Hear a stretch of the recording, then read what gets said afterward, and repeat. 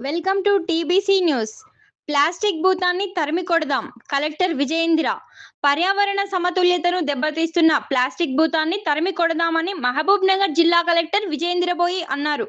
ప్రపంచ పర్యావరణ దినోత్సవాన్ని పురస్కరించుకొని మయూరి అర్బన్ ఎకో పార్కులో నిర్వహించిన కార్యక్రమానికి కలెక్టర్ హాజరయ్యారు. కలెక్టర్ మాట్లాడుతూ ప్రతి ఒక్కరూ ప్లాస్టిక్ వాడకాన్ని తగ్గించాలన్నారు. జూట్ బ్యాగులను వాడాలని సూచించారు. చూసినా, నగరం చూసినా, లేకపోతే జిల్లా చూసినా, రాష్ట్రం చూసినా, ప్రపంచం చూసినా, ఎక్కడ అయినా కనిపించే ఒకటి కామన్గా కనిపించేది ప్లాస్టిక్ వేస్ట్.